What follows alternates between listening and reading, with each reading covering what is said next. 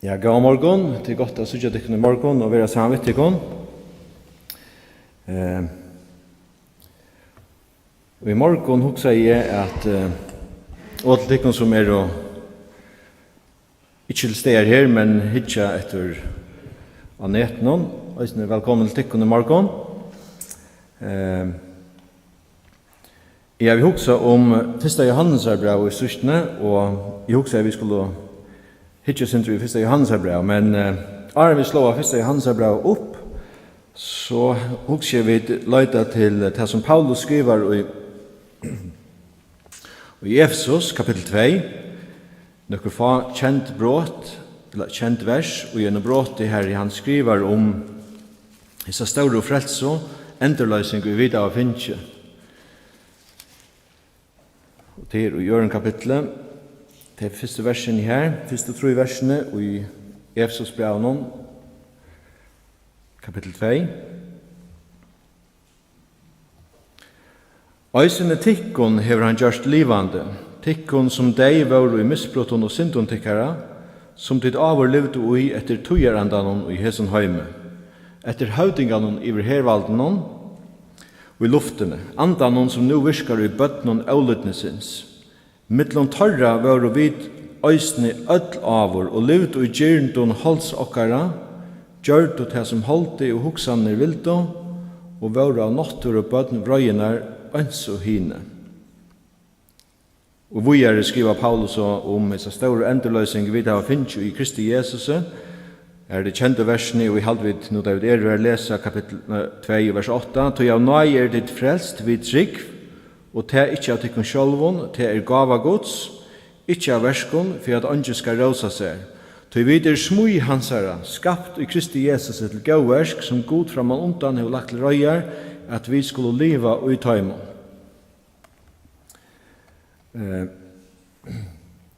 Og kjent brot i 1. Johannesbrevet i kapittel 5 her i Johannes skriver at hetta vi skriver til tikkara for at de skulle vita.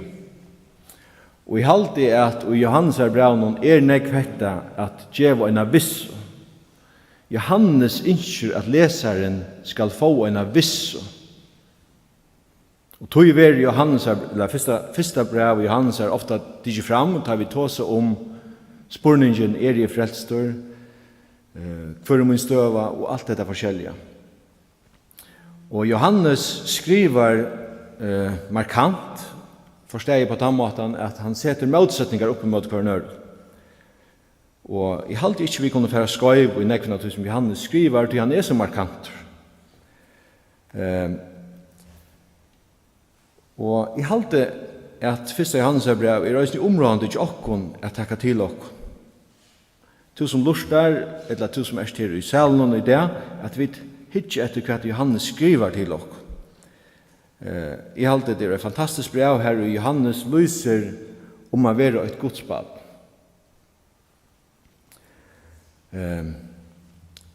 Til og negv, og jeg halte det områdende å sette seg hendt spurningen.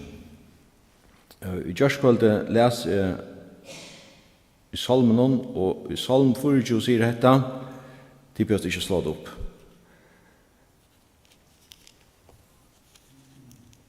Til Salm 26 sier dette, «Fa meg ratt, Herre, tog i liv i avlastande, og Herren lyd i utan av vikast.» Og så dette, «Rannsaka meg, Herre, og kanna meg, granska nøyrum mine og hjertna mitt, tog nøye tøyn mer fri eia og i liv i sannlaga tøynum.»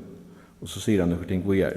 «Men hetta rannsaka meg, Herre, og kanna meg, granska nøyrum mine og hjertna mitt, tog nøye tøyn mer fri eia og i liv i sannlaga tøynum.» Og han enda salmen hetta, «Fautur min stendra slattare grunnt, og i samkommun skal jeg lova Herran.» Hetta er det og jeg innskje at skal komme fram i det, at vi rannsaka okkon sjálve, og hetta eisini at vi eisini kunne så eisini konkludera som salmisten sier at vi lova Herran i samkommun. Det nekv, og vi høyra det ångtu ifra, det kan være Facebook fra politinen eller i utvartnen, avværingar om at nu kanskje en telteposter i gang, eller at vi skulle være væren om noen ting. falskon telteposten eller liknande, og til avverningar som kommer. Og det kan være imest. Det kan være en spammailer her du bare fyller postkassan opp og ikke farlig på nærkast som helst måte, men så kan det også være til mer overfratt kjent er man regner å få opplysningar fra der, bankopplysningar eller hva det skal være. Etla man heser som gjør disse programmene, eller så teltepostene er ikke å legge programmen i teltene kjadder, så de kunne slippe inn i teltene kjadder. Så vi skulle være veralt,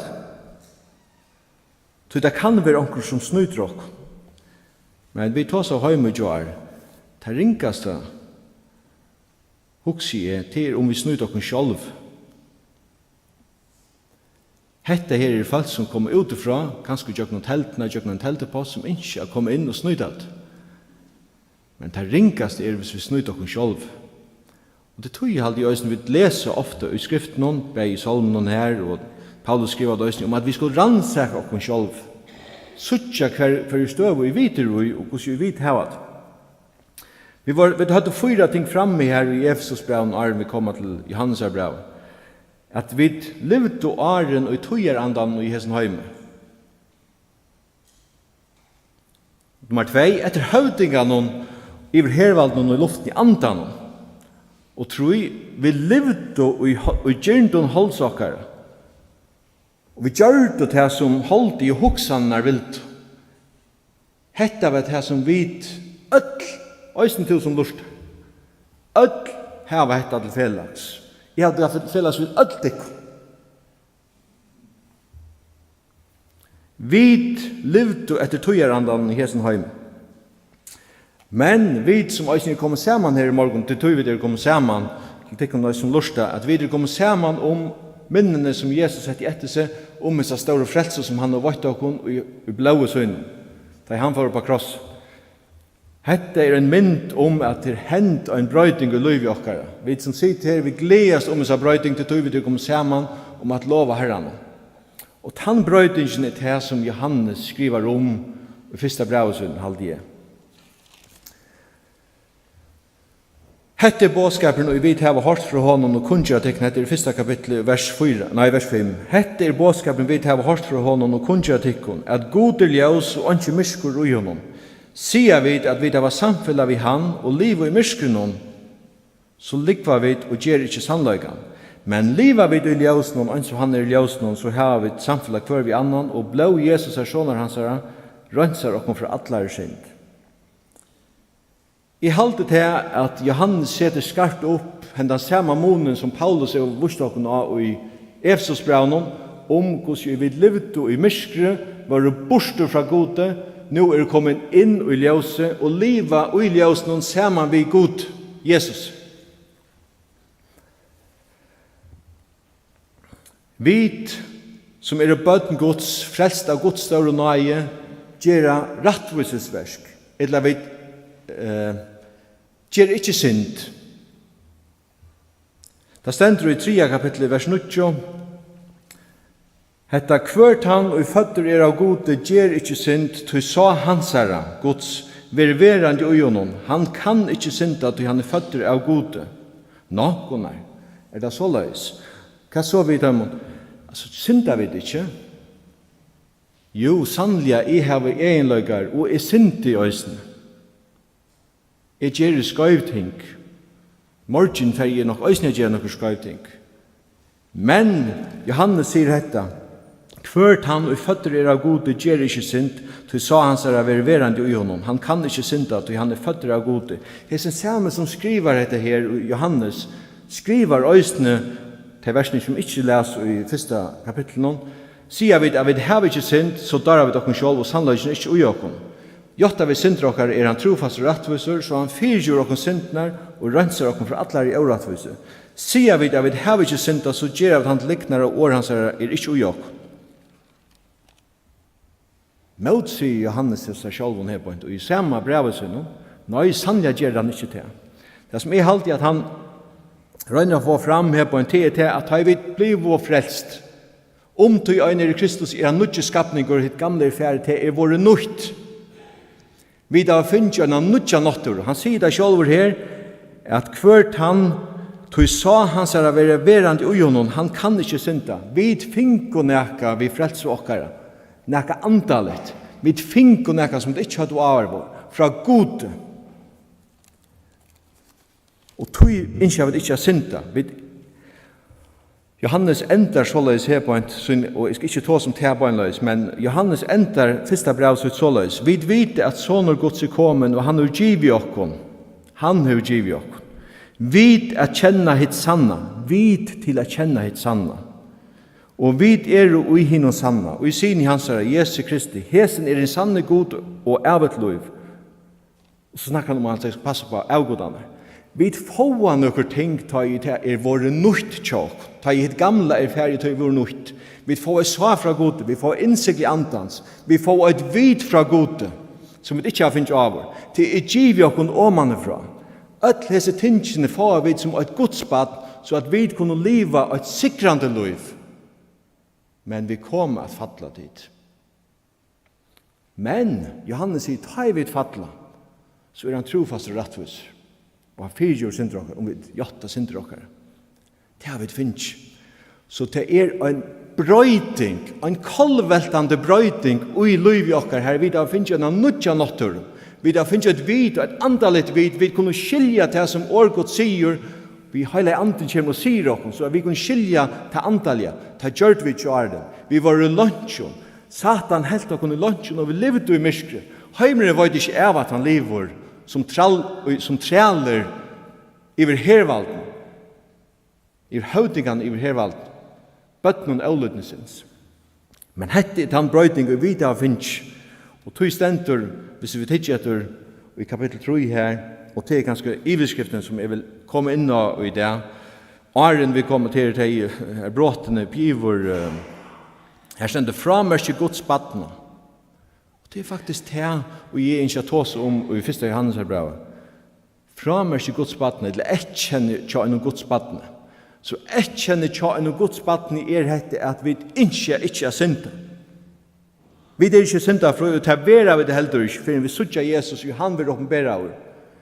Men liv okkar øyre etkjennast av hæson, at minne, synd, minne, og minne, og minne, kvui, til at han slipper av vekst i liv i okkar. Så det et etkjenne til en Guds badne. Så vi øy ikke hava en vane om at ikke at synda. Nei, vi da finnes et svar fra god inn i liv okkara, så vi ikke at saknas det som tja gode, at det vilja Guds. Vi da har hørt imenska vittnesbord om folk som brøtt såleis. Da Jesus kommet inn i liv tarra, så det brøtt såleis. Anker som hungrar etter alkohol, eller et eller annet, tosten var vekk såleis. Det kan være bæktal, alla möjliga synder, og god brøyter såleis. Så sitter du kanskje her, ja, men såleis det ikke mer, såleis vi ikke opplevd. Nei, det trykker vi heller ikke at det prøves å være. Jeg trykker vi at her var vi tett i liv i okkara. At har vi det frelst, og at vi hava hette ikke i liv i okkara, at vi ikke at liva såleis som livd og åren, så det et prekv om at Gud har plantat av seg i hjertet ut. Det en brøyting, det en omvending, det en kalvelting i frelsetøyner, at du først hette ikke om at jeg ikke at liva så som livd i åren. Så kan det være imensk å si god gruber inn. Såleis, eller at det fer minne og minne og minne. Det øyre vil et etkjenne i liv i okkara. Vi da leser en negativ utsøgn kanskje til Johannes i kapittel 3 og 9, at han, vi fatter gode, gjer ikke synd. Men Johannes skriver øysene en positiv utsøgn, han har lest av det i bant åren, i kapittel 9 åren, i kapittel 2, og vers 9, og vita tid at han rettviser, så vita tid øysene at hvert han og gjer rettviser føtter av honom. Hette nekka positivt, hette nekka som kommer fram i liv i okkar om at vi som frelst, at vi ikke øyne gjøre rettvisesversk, vi ikke gjøre det som rett. Og til et prekv om at vi født av gode, at vi Guds barn. Nummer 2. Nu får jeg til kapitel 4. Og vers 8 og 16. Tann og ikkje elskar kjenner ikkje god, tog god er kærløg. God er kærløg. 16 sier, og vi har lært å kjenne og hava tro kærløganon, og god hever til okkara. God er kærløg, og tann og ververande kærløganon, ververande gode og god i honom. Liv okkara som er godsbaden, og er et etkjenni av en kærløg.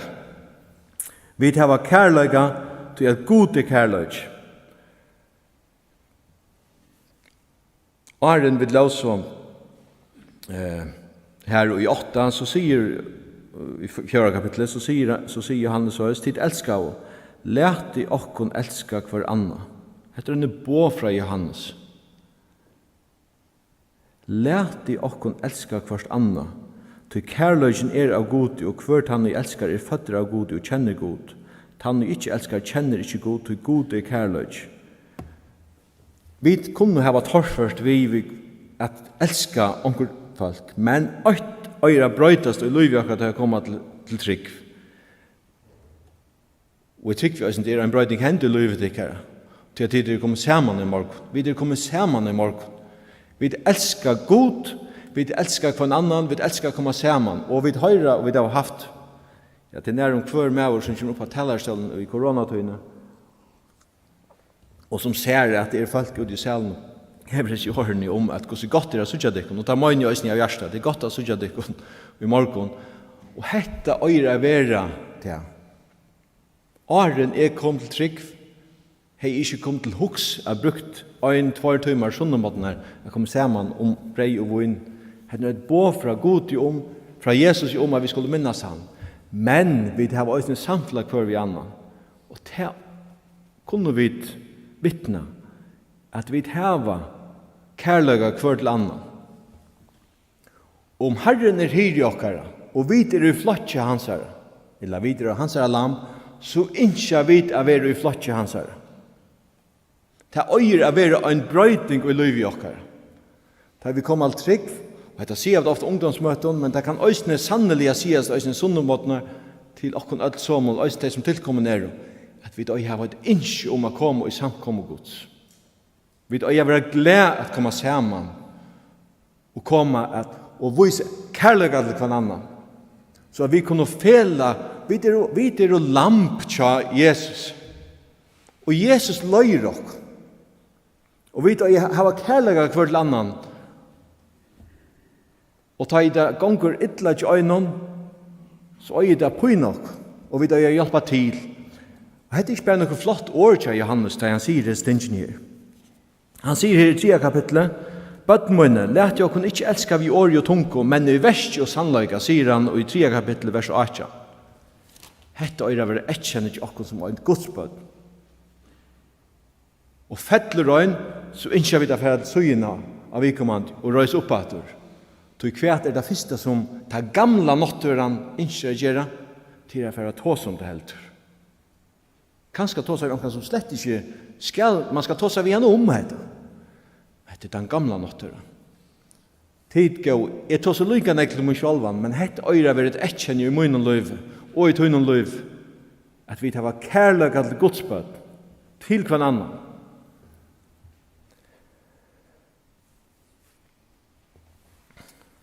Trea tingene som det er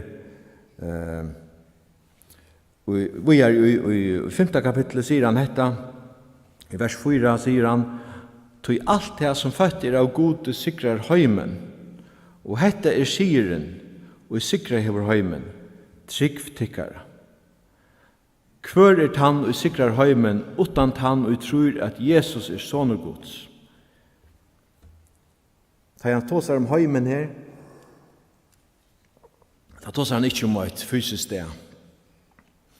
Da tåsar han om det som han sipar halde jeg til det som han sier i ørenkapitlet, og vi kan lykke slå det opp, det er i ørenkapitlet 15, versene 15-16. Elsker ikke høymen, og jeg helder det som i høymen og er, om onker elskar høymen er kærlige færesens ikke ui honom, tog alt som i høymen og er, lister holsens, lister eknana, stoltløgje lufsens ikke av ferien, men av heimen. Vi tar også tåse om heimen og æren, hver instant vi var i, og hver vi var og æren. Vi var i heimen. Vi høyrer kanskje ångte, ångre han sier, ja, nå får jeg ta futjarheimen. Og utrattarheimen er så, det er ikke at det er ferdig sted, men det er en sfære, og skjønnet nækka, og det er her og det er 4 ganger. Heimeren er en referanse til et samfunn som til dømes her point, men utan god. God er slett ikke her. God er tidsen vekk, og vi er å skjoldsøkjen, hukse om okken sjolve, utan god, har en futjenskap i god, og vi vet faktisk ikke av det, men han som valgte av okken er djevelen, Satan. Høvdingen iver hervald. Til her og Johannes sier til her på en tar han tar seg om heimen. Tog alt det som føtter av gode sikrar heimen, og hette sieren og sikrar hever heimen, tryggvokkare. Hver er han og sikrar hever heimen, utan han og tror at Jesus er sånne gods.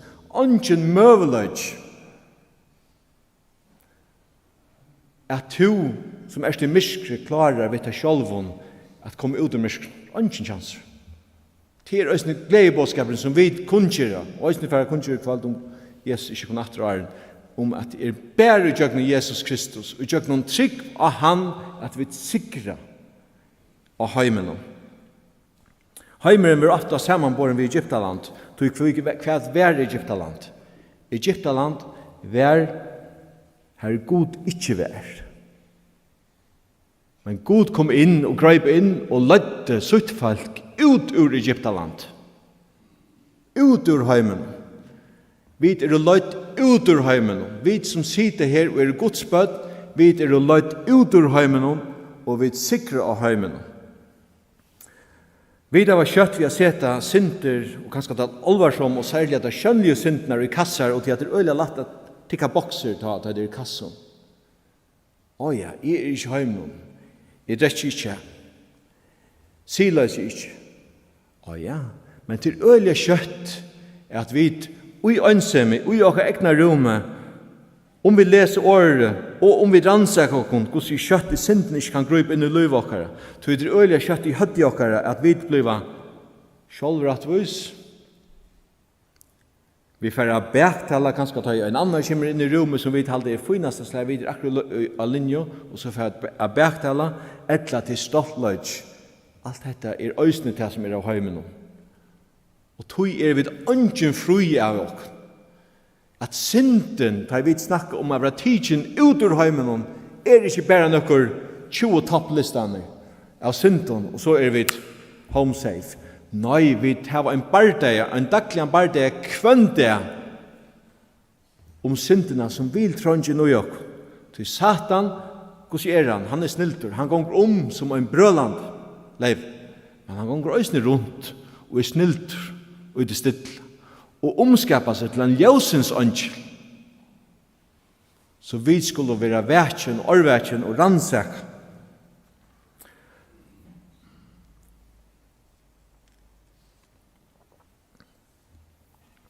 Og tog øya vid ikkje.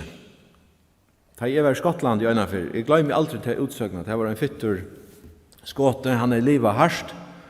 Og jeg var i bibelskolen, han kom ofta vidtje her, og han var kanskje ikke akkurat som vit, men han var en brennande tryggvande. Jeg glemmer aldri nese utsøkna han sier. Og vi tås av om at liv var et nytt liv for Jesus. Det var gangen, han var jo en sydvestig, jeg vet ikke hva han var i. Og det var regn utanfor bulter og bræk. Og så sier han her, ja, hoksa der Israelsfolk, det var ikke kommet møyre opp ur fjørene. Og her var begge tæri og alt, men det vil du atter.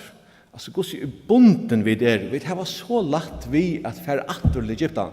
Og jeg sa han fyrir meg her, det var bulter og bræk og regn og dutsvatt. Og sier, det er akkurat av mynden av der, det var akkurat kommet ur Egyptenland, alt at du ivrat. Tog må vi være så vætjen at vi ikke vil ivrater til Egyptalands.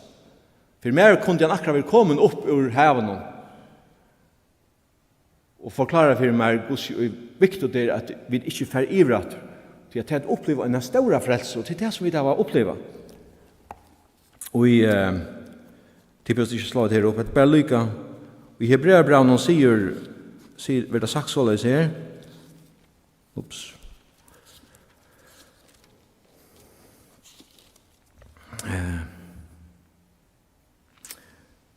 Og hava smakka gaua år Guds og krefter hins komande i heims. Hette det som vi kunne vittna til. Vi som kommet saman, hvor vi kommet saman i morgen? Tui at Jesus kom inn i liv okkara, og vi finko en fri som heimen ikke kunne gjeva. Tid vi hava smakka nekka. Vi hava smakka nekka av en heime som ikke får fest. Og tui og jeg vil ikke hava hendan tostan etter å slippe atter i Egyptaland. Atter i heimen. Og te øyre vil et etkjenne kjønne Guds badne.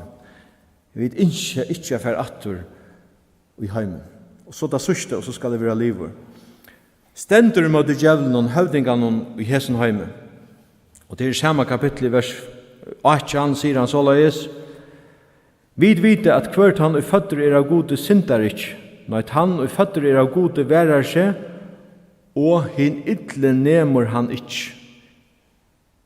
Hin ytle nemur han ikke. Vi har ytla mann, vil det ofta sagt, men hetta her er den samme som var områder i Efesus, høvdingene i hervalden. Og hin ytle nemur han ikke. Vid frelsan er ikke avhengig av okk.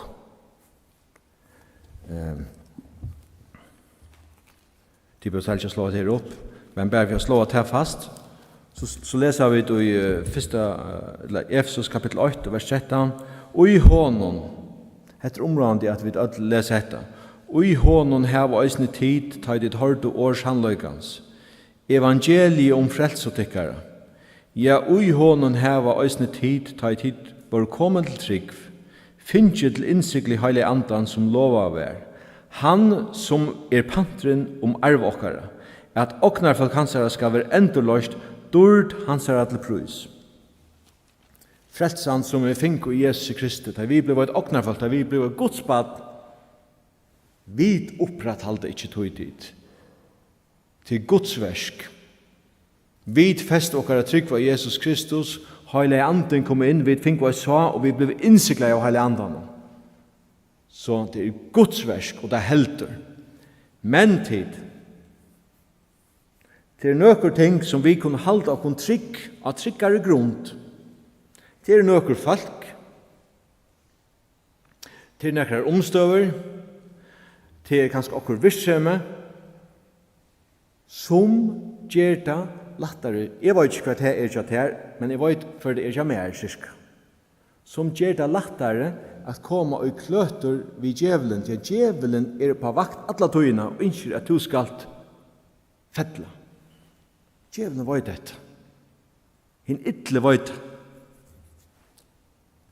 Men værer seg sjølvan, og hin ytle nemer han ikke. Ta i lærersvennerne spurte Jesus hvordan de skulle bya, hva sier han øyne for her? Løy okken ikke i frøstningar, men vær okken fra det ytla. Sier Jesus sjálv.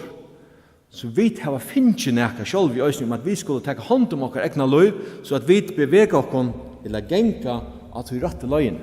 Og til tog øyne byrja vi, da jeg sier om at her i Salm 26, Salm 26, som vi byrja vi, Herre rannsaka meg, granska nøyrumun, så at vi avhaldande dagliga og letja det okkara fyri Herren og sier at Herre, hjelp meg hendan det, løy meg ikke frøstningar. Så at vi er orðvekjen. Det er ikke helt bare hvem vi genga, du er Efesus øysene tåser, og til for vi det kom for lengt, vi får ikke tås om det, men i Efesus, i endan her, og til kjenna det, tar det øysene om hvordan man leter seg ui, som en tryggvant. Hvordan leter man seg ui? Vi skulle fære i ødel herklei gods. Standa gjerne og lendar til vi sannleik og letne brinju rattvisnar, og vi skulle hava skekkvara føtten og barda i hoen, i evangelium friarens djevor, og vi skulle lytte omframt alt dette sjølvtroarenar, tætje kjolm frelsunar, bian i andan. Allt detta skulle vi leta okon ui ta sama kvui, tog at Efesos brev kapitel 6, ta tås han om bardeia. For jeg leser av det Johannes her i endan, til en bardeia vi stand i, men vi sikra av honom, vi klara, vi mekne at stande mot djevelen. Og nu skal jeg enda, framerst i Guds badna, sier han her, eller vær skriv opp giver kapitel 3 i Bibelen til okkom.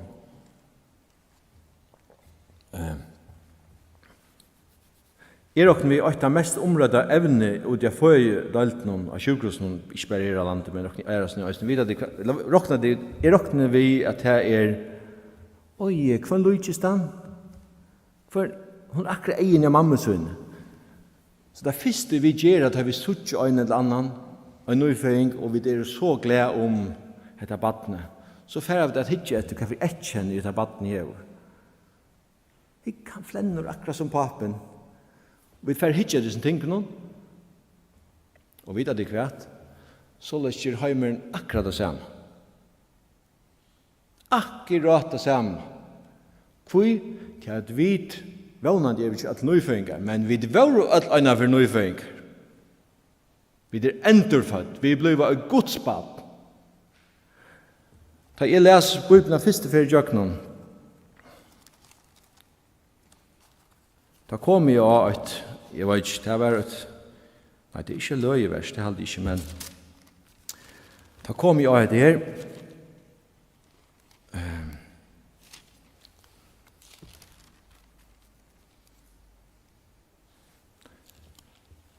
ja.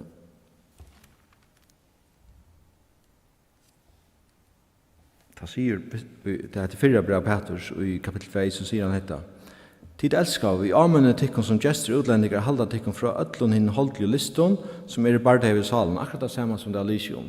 Det er en bardei vi dro i. Vi livde åren etter liston okkara. Og her vi gauan etbor mittlen høytningarnar, så tei, tei nu bektala tikkun som ildgjera menn, kunne så sutja gau og verstikkara, og fyrir torra skuld prysa gode vitsnar deg. Som en nøyføringur, så leser jeg dette, og det var en barda i min løyve. Jeg måtte teka noe sti, og ta øye øysene gjør i det øysene. Og kvært, man vil bektala over, og man vil tåsa over om, og hette og hatta. Men kvært øye det ikke nok. At vi som av altså føydøltene, vi blir en godsbad, at vi øye at heva egene, eller hva det skal være. Vi øye lete okken ui, og vi øye etkjennes mer og mer av Kristus, det er det som jeg røyner sier, vet du. Og hette det som jeg innskjer at enda vi, at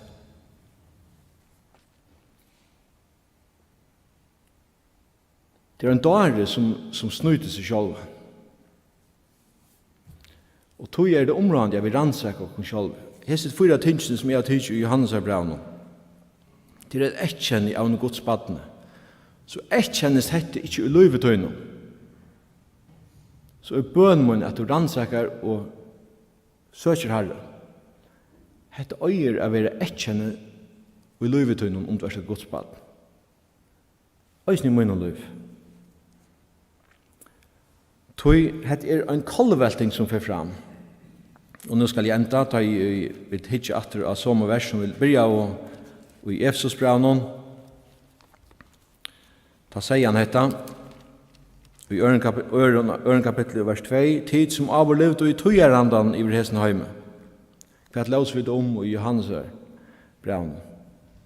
At vi livet ikke i tøyerandan. Vi riven ut ur myskenen inn i ljøs. God ljøs. Etter høvdinganon iver hervalden og luftene, til Satan, hinn ytlemauren, hva vi kallar han, djevele, vit megna at standa i møter honom, og ikkje liva som han. Vers 3, mittlun tarra våru vid òsni öll avur og levdu i hals, og gjerndun hals okkara. Vit sikra av holdenon, ta laus vid i øren kapittel vers 29, at vi gusse klarar vi det. Og så sier han også dette, og gjør du det som holdt i hoksaner vilt og var av nåttørende bøten vrøyene anså hine, at vi nøkta av å holde, vi nøkta av okken sjål, vi var sjålsøkjen, det har vi ikke nå. Gosse, okkar at sjålsøkjen er affæra til søyes, til jeg vet at jeg har kærlega hver til annan, og suttja tørver tja hinon fram okkar eknare, så vi ikke nøkta okken sjål. Hette tar først, men hette øyra vera til svaje som er planta inn i tutt liv. Giver fra god. Jeg skal enda. Himmelskjære, vi takkar deg for jeg fyrir hetta veltja, undre, at du sås til okkon, at du gavst din einbarna son i okkara rum hos det, så at vi kunne oppleva dette even naturliga, en endurføying at vi er riven ur tralldome djevelsins, vi som var bøtten avløtnesins, er riven inn i ljøse. Vi liva nu sammen med Jesus og i ljøsen. Hjalt hun okkona liva som er godsbad. Og måtte heta bli større og større i liv okkara. At etkjenne eller framerke at vi er godsbad gjør skjønligere og skjønligere og skjønligere. Og det som at vi hitt gamla er færre til vår nøyt. Takk at dere færre oss i morgen for at vi kunne komme sammen som samkomma, som flokkertøyn, som tøyne tøyne minner. Vi ber at du vil være tjåken øtlån, og i vikene som kommer om du bor ved å komme, at du hjelper oss at livet som tøyne sender på. Vi ber oss for landjokkere, takk at dere for at alle tar gå og omstøv vi tæva, hjelper oss, avhaldande at takka og bia for dem som høgt er sett. Vi bia for landstyr og løgtinge, boira i öllum som takka avgjør i Jesu landet. Takka der for jeg fyrir at vi kunne legge alt dette ut under hender og vite at du høyrer og lustar etter okkom. Takka der mest av öllum for Jesus Kristus. Sykna så sundagsskolan som vi er 18 år, og det som sagt vi er her, og bødd, og foreldre som kom her. Det ber jeg ved om, og Jesu navn, amen.